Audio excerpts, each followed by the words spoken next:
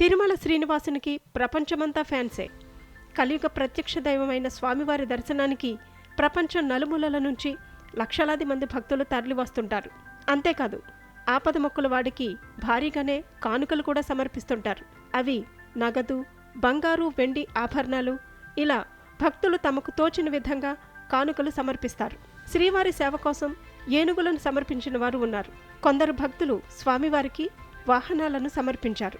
అవేంటో తెలుసా?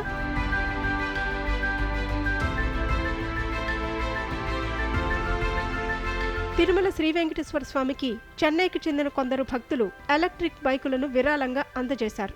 ఇప్పుడు ట్రెండ్ అదే కదా, అందుకే స్వామివారికి కూడా ఎలక్ట్రిక్ వాహనాలను సమర్పించినట్టున్నారు ఈ భక్తులు. చెన్నైకి చెందిన టీవీఎస్, బెంగళూరుకు చెందిన ఎన్డీఎస్ ఎకో సంస్థల ప్రతినిధులు ఎలక్ట్రిక్ ద్విచక్ర వాహనాలను స్వామివారికి కానుకగా మంగళవారం సమర్పించారు. టీవీఎస్ అందించిన ఐక్యూబ్ ఎక్స్ వాహనం ధర 2.70 లక్షలు కాగా, ఎన్డీఎస్ ఎకో అందించిన వాహనం ధర 1.56 లక్షలు అని సంస్థ ప్రతినిధులు తెలిపారు. ఆలయం వద్ద వాహనాలకు ప్రత్యేక పూజలు నిర్వహించిన అనంతరం బైక్ తాళాలను టీటీడీ ఏఈఓ వెంకయ్య చౌదరికి అందజేశారు. ఈ సందర్భంగా టీటీడీ ఏఈఓ వారిని అభినందించారు.